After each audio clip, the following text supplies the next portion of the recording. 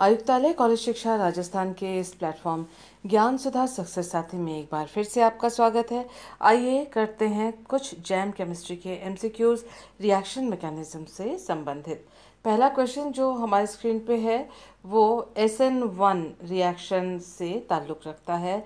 आप देख सकते हैं कि इन्होंने पूछा है कि यदि KCN का कंसंट्रेशन इस रिएक्शन में 4 गुना बढ़ा दिया जाए, 4 गुना इंक्रीज कर दिया जाए, तो रेट ऑफ द रिएक्शन क्या होगा? क्या वो डबल हो जाएगा या 4 गुना बढ़ जाएगा, अप्रभावित रहेगा या आधा हो जाएगा रेट ऑफ द रिएक्शन? हमें मालूम है कि SN1 रिएक्शन, पहली बात तो SN रिएक्शन ही क्यों हो रही है?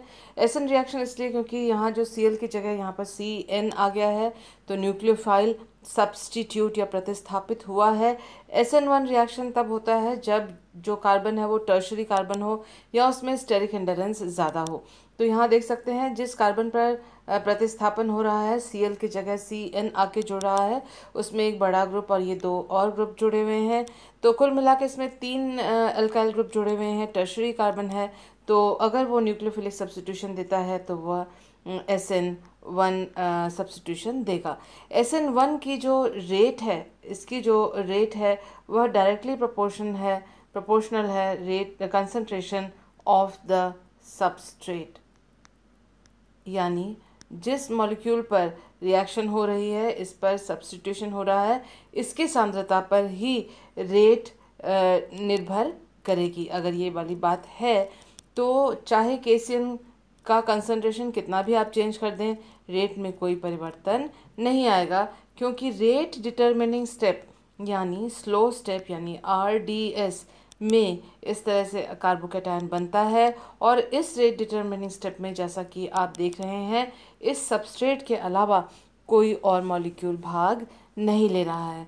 तो इसका उत्तर है अनअफेक्टेड। KCN को 4 गुना इंक्रीज करने के बाद भी रेट में कोई फर्क नहीं आएगा। That was quite easy. ये करते हैं next reaction. Next question, benzyl chloride is reacted with different nucleophiles as shown below. Benzyl chloride का न्यूक्लियोफाइल के साथ, अलग अलग न्यूक्लियोफाइल के साथ रिएक्शन करवाया गया है। Arrange them in decreasing order of reactivity.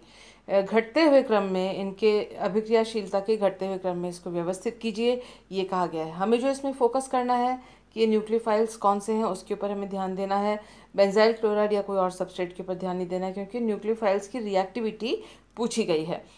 हमें मालूम है कि न्यूक्लियोफाइल्स की रिएक्टिविटी, कोई भी न्यूक्लियोफाइल ज़्यादा रिएक्टिव तब होगा जब उसके माइनस चार्ज की सांद्रता जिस एटम पर है उसी एटम पर केंद्रित रहे, और वह किसी भी जैसे -I है या -R है, यानी रेजोनेंस, इंडक्टिव इफेक्ट इत्यादि के द्वारा वह, या मिसोमेरिज्म के द्वारा वह विस्थापित ना हो चार्ज, ये देखना ज़रूरी है। दूसरी बात यह है कि जो न्यूक्लियोफाइल है उसके जो न्यूक्लियोफिलिक एटम है, जैसा कि इनमें सभी में एक चीज़ अच्छी है, इजी है अपने क्वेश्चन को करने के लिए, वो कि सबके ऑक्सीजन के ऊपर माइनस चार्ज है। ये बात इन सब में कॉमन है। तो इस जो न्यूक्लियोफिलिक सेंटर है उसके आसपास त्रिविम बाधा जो है वो नहीं होनी चाहिए। तो इन दोनों बातों को हम ध्यान में रखते हैं कि कितना आवेश उसी ऑक्सीजन एटम पर केंद्रित है, ये हमें देखना है। अगर इन सबको हम कंपेयर करें तो हम पाएंगे कि PHO में जो फिनाइल ग्रुप है उसमें O- क्योंकि संयुग्मित है, इसीलिए उसमें ऑर्थो और पैरा पर माइनस चार्ज इस तरह से डिलोकलाइज या विस्थापित हो जाएगा, यानी ऑक्सीजन पे भी रहेगा लेकिन कार्बन पर भी वो विस्थापित हो जाएगा, जिस वजह से यहाँ पर उपलब्धता जो है वो थोड़ी कम हो जाती है। लेकिन जब हम CH3O- को देखते हैं तो CH3 ग्रुप एल्काइल ग्रुप है और वो इलेक्ट्रॉन दाता समूह है।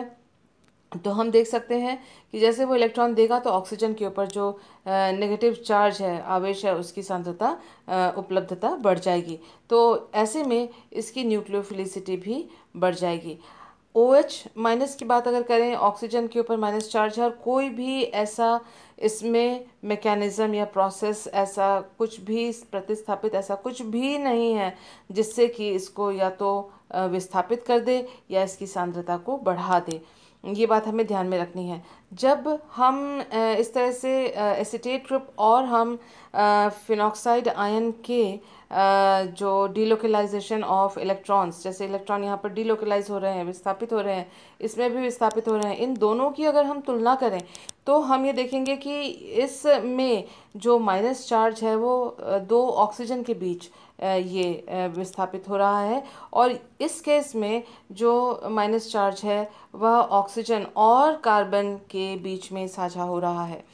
हमें मालूम है कि जो कार्बन है उसकी इलेक्ट्रोनेगेटिविटी जो है वो ऑक्सीजन के तुलना में इसकी कम है, यानी नेगेटिव चार्ज तभी फेवरेबल होगा जब हम उसको माइनस चार्ज तभी सही जगह पे टिकेगा या स्थित होगा अगर जो एटम उसको धारण किए हुए है उसकी इलेक्ट्रोनेगेटिविटी ज़्यादा हो। कार्बन की इलेक्ट्रोनेगेटिविटी ऑक्सीजन की तुलना में कम है, तो यहाँ वो उतना ज़्यादा देर तक और ज़्यादा आराम से यहाँ स्थित या पोजिशन्ड नहीं रहेगा। लेकिन यहाँ ये दोनों ऑक्सीजन है, दोनों इलेक्ट्रोनेगेटिव ज़्यादा हैं, और इसलिए जो इलेक्ट्रॉन को आसानी से इसको पकड़े रहेंगे, और इसमें जो अनुनाद है यानी डीलोकलाइजेशन जो एसीटेट आयन में है वो ज़्यादा प्रभावशाली होगा।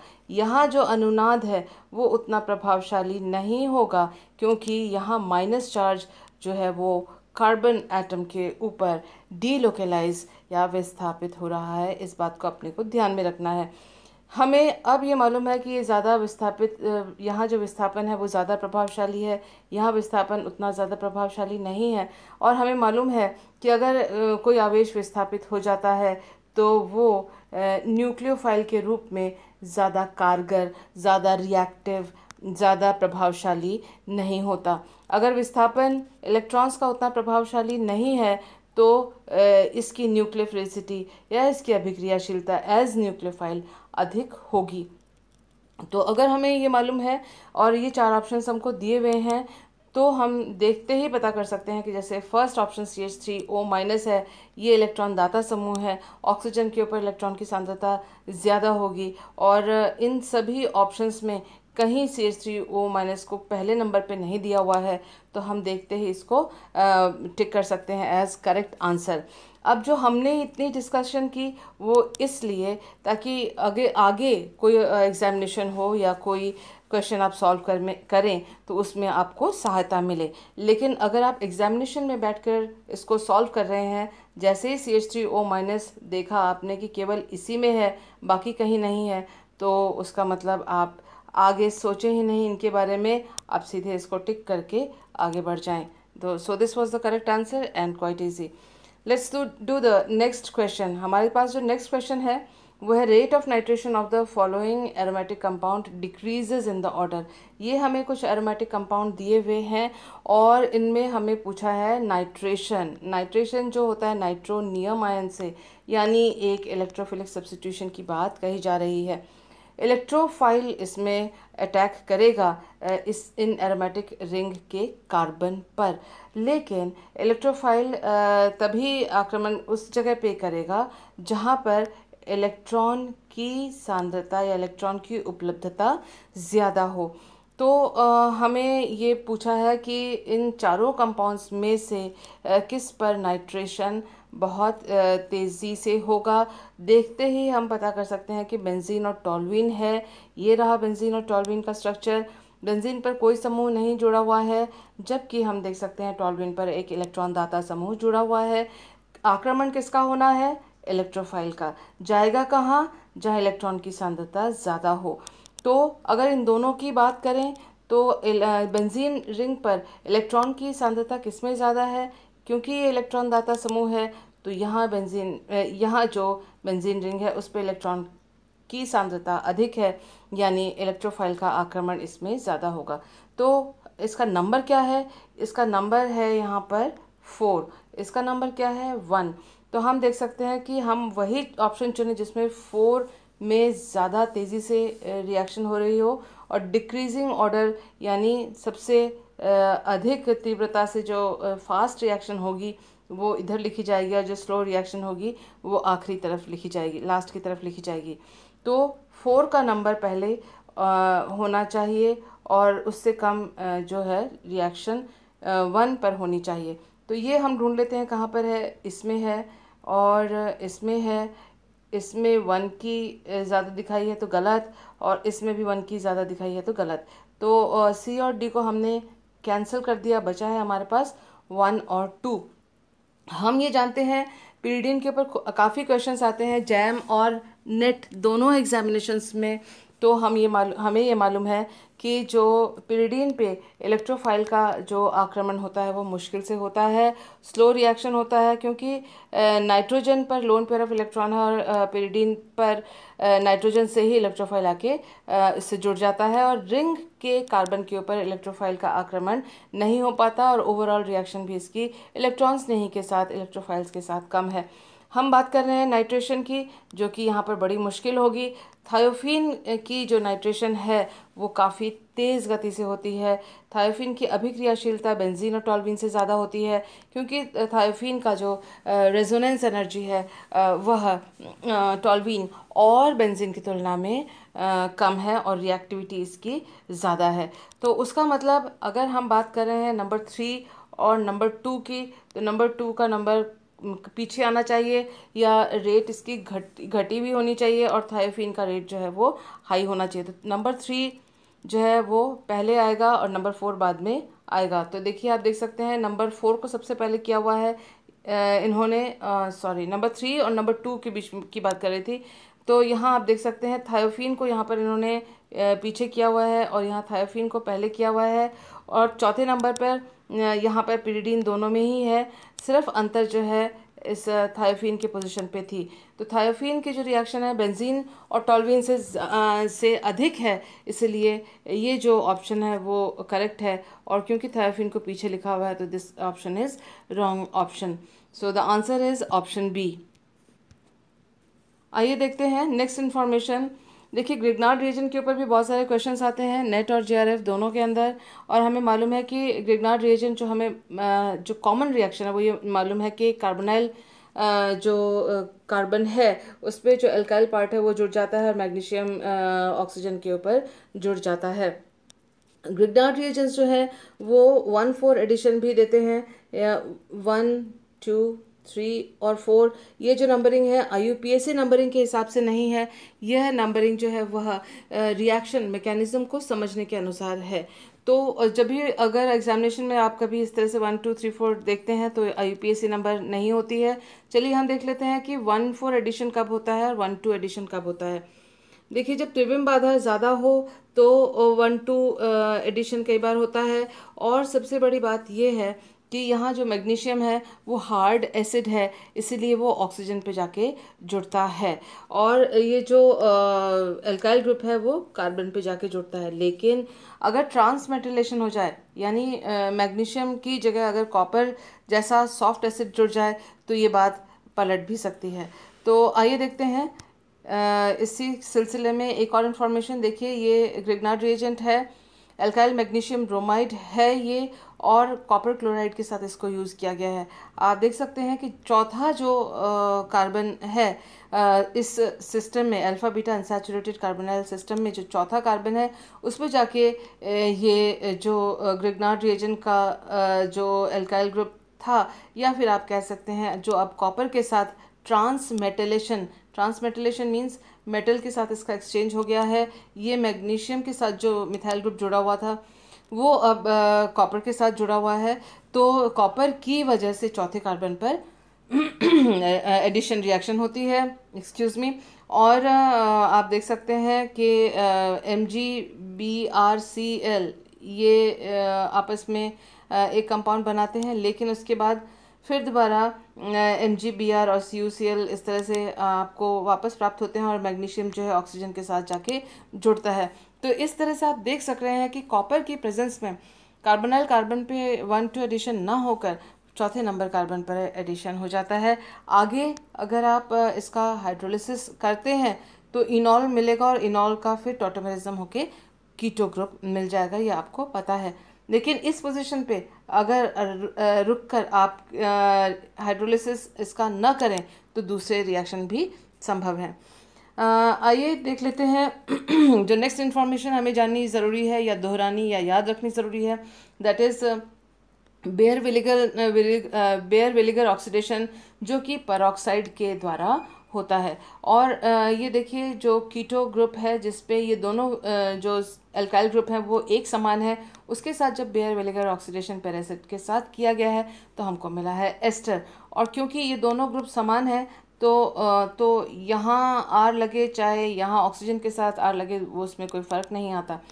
लेकिन जब जो कीटो ग्रुप है उसके दोनों ओर जो एल्काइल ग्रुप हैं वो एक समान नहीं है, तो हम देखेंगे जो ऑक्सीजन बेयर विलिगर ऑक्सीडेशन के बाद ऑक्सीजन उस साइड में लगेगा, उस कार्बन पर लगेगा जहाँ सब्स्टिट्यूशन या प्रतिस्थापन ज़्यादा है। या फिर आप अगर यहाँ इस एग्जाम्पल में देखें, यहाँ इलेक्ट्रॉन आकर्षी समूह जुड़ा हुआ है तो ऑक्सीजन वहाँ जुड़ेगा जहाँ इलेक्ट्रॉन आकर्षी समूह नहीं हो, या फिर उसका उल्टा कि जहाँ इलेक्ट्रॉन डोनेटिंग ग्रुप हो वहाँ पर ऑक्सीजन जाके जुड़ जाता है, इलेक्ट्रॉन दाता समूह जहाँ पर हो वहाँ ऑक्सीजन जुड़ जाता है। तो माइग्रेटरी एप्टीट्यूड है, सेकेंडरी है, टर्शरी, सेकेंडरी और प्राइमरी, यानी ऑक्सीजन पर माइग्रेट टर्शरी सबसे पहले करेगा और प्राइमरी सबसे आखिर में करेगा। और उसी तरह से आप देख सकते हैं कि इलेक्ट्रॉन रिलीजिंग ग्रुप जो है वो भी इस इस रिएक्शन को फेवर करते हैं। और देखिए पैरा पे अगर CH3 ग्रुप है वो पहले माइग्रेट होगा, और पैरा पे अगर NO2 ग्रुप है उसका माइग्रेशन ऑक्सीजन पर सबसे आखिर में होगा। ऐसा क्यों? वो ऐसा इसलिए क्योंकि ट्रांजिशन स्टेट जो होता है उसमें पॉजिटिव चार्ज आता है। ये देखिए ये कीटो है और दोनों एल्काइल ग्रुप एक जैसे हैं, और माइग्रेशन की बात हम कर रहे हैं तो आप जान लीजिए कि एसिड से पहले इस ऑक्सीजन का प्रोटोनेशन हुआ, और आप देख सकते हैं कि इलेक्ट्रॉन का मूवमेंट जो होता है उसकी वजह से जो है ये डबल बॉन्ड O जो है सिंगल बॉन्ड में परिवर्तित हो जाता है, जैसा कि यहाँ, और एक प्लस चार्ज आ जाता है इस कार्बन के ऊपर, जिसकी वजह से जो COO माइनस जो है वह उसका ऑक्सीजन इस प्लस वाले कार्बन के साथ आके बॉन्ड बना लेता है। अब हम बात कर रहे थे बार बार माइग्रेशन की। ये जो कीटो ग्रुप है उसके दो एल्काइल ग्रुप हैं, उनमें से एक एल्काइल ग्रुप जो है इस जो पेरोक्साइड वाले ऑक्सीजन के साथ जाके जुड़ जाता है, और ये जो ऑक्सीजन ऑक्सीजन बॉन्ड पेरोक्साइड का है वह बॉन्ड टूट जाता है, और ये कार्बोक्सिलेट आयन यहाँ पर हमको आके मिल जाता है। This is the carboxylate ion जो कि यहाँ पर आ गया है। लेकिन इसके साथ ही माइग्रेशन हुआ है इस अल्काइल ग्रुप का जो कि जो कार्बोनाइल कार्बन से जुड़ा हुआ था, और वो उस ऑक्सीजन पे आया जो कि पेरोक्साइड ने उस ऑक्सीजन को कार्बोनाइल कार्बन से ऐड किया है, तो उस ऑक्सीजन पे आके एल्काइल ग्रुप का माइग्रेशन हुआ है। ये क्रीगी इंटरमीडिएट इसको कहा जाता है। अब आप देखें कि माइग्रेशन यहाँ पर अगर ये दोनों ग्रुप्स अलग अलग होते तो माइग्रेशन उस कार्बन का होता जिसमें इलेक्ट्रॉन दाता समूह ज़्यादा जुड़े हुए हैं, यानी टर्शरी एल्काइल जो कि ज़्यादा इसमें एल्काइल ग्रुप्स हैं, प्लस आई इफेक्ट ज़्यादा होता है, वो ग्रुप हो या कोई इलेक्ट्रॉन दाता समूह हो। तो इस तरह से जो एक ग्रुप एल्काइल ग्रुप माइग्रेट होता है उसको हम माइग्रेटिंग एल्काइल ग्रुप कहते हैं। अब देख लेते हैं ट्रांजिशन स्टेट की क्या स्थिति होती है। ये देखिए एक और कीटोन है। कीटोन कहाँ है? ये देखिए ये कीटोन है जिसमें एक मिथाइल ग्रुप है, ये कार्बोनाइल कार्बन है, ये C डबल बॉन्ड O था जो कि अब सिंगल बॉन्ड OH में एसिड के वजह से परिवर्तित हो गया है, और ये दूसरा आइसोप्रोपाइल ग्रुप है जो इस कार्बोनाइल कार्बन से एक मिथाइल एक आइसोप्रोपाइल ग्रुप ये जुड़े हुए हैं। अब आप देख सकते हैं कि जो आइसोप्रोपाइल ग्रुप ऑक्सीजन पर माइग्रेट कर रहा है, न कि मिथाइल ग्रुप। क्यों? क्योंकि इसके अंदर जो है दो ग्रुप्स हैं, एल्काइल ग्रुप्स हैं जो इलेक्ट्रॉन्स देते हैं। अब इसकी ज़रूरत क्या है? इसकी ज़रूरत इसलिए है क्योंकि ये ट्रांजिशन स्टेट है जिसमें आप देख सकते हैं कि एक पॉजिटिव चार्ज यहाँ कार्बन और यहाँ कार्बन के ऊपर ट्रांजिशन स्टेट में फैला हुआ है, और ये ट्रांजिशन स्टेट को स्टेबलाइज करने के लिए इसकी भूमिका, इसका पार्टिसिपेशन ज़्यादा होगा क्योंकि इसमें दो ग्रुप्स एल्काइल ग्रुप्स जुड़े हुए हैं। जबकि ये सिंगल एल्काइल ग्रुप था, ये प्राइमरी एल्काइल ग्रुप है, ये सेकेंडरी एल्काइल ग्रुप है, तो ये जाके जुड़ेगा क्योंकि ये कार्बोकैटायन को प्लस चार्ज को अधिक स्थायी कर देता है। तो ये कार्बोनाइल ग्रुप के दोनों जो एल्काइल ग्रुप्स हैं और जो अधिक प्रतिस्थापित या अधिक इलेक्ट्रॉन डोनेटिंग है, वही जाके आप देख सकते हैं कि ऑक्सीजन के साथ बॉन्ड बना रहा है। कुल मिला के इस जो कीटोन जिसमें ये COMe और ये वाला आइसोप्रोपाइल ग्रुप था, इसमें आप देख सकते हैं जो आइसोप्रोपाइल ग्रुप है वह ऑक्सीजन से जुड़ा है, न कि मिथाइल ग्रुप, क्योंकि उसके इलेक्ट्रॉन दाता जो प्रवृत्ति है, इलेक्ट्रॉन दान करने की, देने की जो क्षमता है वो इससे कम है। तो हम देख सकते हैं कि जो ऑक्सीजन है वो उस दिशा में है जहाँ प्रतिस्थापित अधिक टर्शरी या सेकेंडरी हो एल्काइल ग्रुप मिथाइल ग्रुप के या प्राइमरी एल्काइल ग्रुप के तुलना में, या फिर इलेक्ट्रॉन डोनेटिंग ग्रुप हो उस साइड में। इन सभी बातों को ध्यान में रखते हुए आइए करते हैं हम अपना नेक्स्ट क्वेश्चन सॉल्व। देखिए, हमको ये अल्फा बीटा अनसैचुरेटेड कीटोन दिया हुआ है और हमको दिया हुआ है ग्रिग्नार्ड रिएजेंट। ग्रिग्नार्ड रिएजेंट के साथ दिया हुआ है कॉपर आयोडाइड और ईथर, और ये दिया हुआ है एक मिथाइल आयोडाइड। तो हमसे पूछा हुआ है कि एक्स क्या है, वाई क्या है। हम देखते ही हमको पता पड़ जाएगा कि क्योंकि कॉपर है तो उसका मतलब कॉपर के साथ ये है एल्काइल ग्रुप का, ग्रिग्नार्ड रिएजेंट का ये ग्रुप है आर ग्रुप, जो कि मिथाइल ग्रुप है। यानी एडिशन कहाँ पर होगा, हमने इससे पहले जस्ट पहले देखा था, क्योंकि ये सॉफ्ट एसिड है और ये लेकर जाएगा मिथाइल को चौथे नंबर कार्बन पर, यानी ये चौथे नंबर पर कार्बन पर होगा एडिशन। और इसके साथ ही हमने देखा था कि डबल बॉन्ड जो है वो हट जाता है और इस तरह से हम इनॉल बनता है, और फिर हम देख सकते हैं कि ये MEI है वो डबल बॉन्ड इसलिए हटा है क्योंकि इस पोजीशन पर आके मिथाइल ग्रुप जुड़ गया है। तो इसके ये this is the only option, यहाँ डबल बॉन्ड है, ये मिथाइल आयोडाइड का एडिशन है, ये इस वजह से यहाँ पर नहीं होगा। OMe जो है पहले ऑक्सीजन यानी पहला एटम यानी ऑक्सीजन एटम के साथ OMe कतई नहीं जुड़ेगा, क्योंकि यहाँ पर CUI का इस्तेमाल किया गया है। तो ये ऑप्शन नहीं है, ये ऑप्शन नहीं है, और यहाँ पर कोई भी ऐसा ऑप्शन नहीं है जहाँ की रिडक्शन हो, तो ये भी ऑप्शन नहीं है कि C डबल बॉन्ड हो CH2 में परिवर्तित हो जाए, ऐसी कोई रिएजेंट यहाँ पर यूज़ नहीं की गई है। तो ये सारे जो पहले के 3 ऑप्शन हैं वो गलत हैं। तो उसके साथ ही चौथा ऑप्शन बचता है अकेला, तो हम बस इसको देख के ही आंसर को सॉल्व कर सकते थे, क्योंकि हम पढ़ाई कर रहे हैं, जान रहे हैं चीज़ों को एग्जामिनेशन के लिए, तो हम इस तक भी इसका एनालिसिस भी कर लेते हैं। तो ये हमको पहले स्टेप के आखिर में एक्स हमें ये मिलेगा, और इसी से तय है कि आंसर ये चौथा ऑप्शन है। लेकिन इसको पूरा समझ लेते हैं। परऑक्सी एसिड का इस्तेमाल किया गया है, बेयर विनेगर ऑक्सीडेशन हो रहा है, और अगर हम इसको देखें, इस कंपाउंड को देखें, एक तरफ सिर्फ CH2 है और एक तरफ यहाँ पर CH3 है, यानी प्रतिस्थापन यहाँ ज़्यादा है। जहाँ प्रतिस्थापन होता है वहाँ ऑक्सीजन उस साइड में जुड़ता है, तो ये जो Y है यह ही होगा और कुछ नहीं।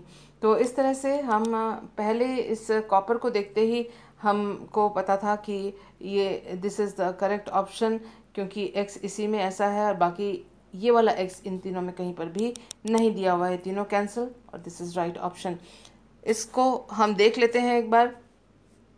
देखिए, इस तरह से हुआ है, ये यहाँ पर मिथाइल ग्रुप आके जुड़ा है, आप देख सकते हैं इस वाले चौथे कार्बन पर, और उसके बाद फिर MEI, क्योंकि वाटर का इस्तेमाल नहीं किया गया था, तो इसका रिएक्शन जो किया है वो मिथाइल आयोडाइड के साथ किया है। तो इस तरह से इलेक्ट्रॉन का जो ट्रांसफ़र हुआ C डबल बॉन्ड वो यहाँ बना, और आप देख सकते हैं जो इलेक्ट्रॉन्स है इस कार्बन पर ट्रांसफ़र होते हैं और CH3 आके यहाँ पर जुड़ जाता है। तो उसके बाद हम यूज़ करते हैं मेटाक्लोरोपरबेंजोइक एसिड, बेयर विनेगर ऑक्सीडेशन होता है और अधिक प्रतिस्थापित ये हिस्सा है, तो उसी साइड में ऑक्सीजन जुड़ गया। So that was the complete answer. I hope this information was useful to you. Thank you for being with me.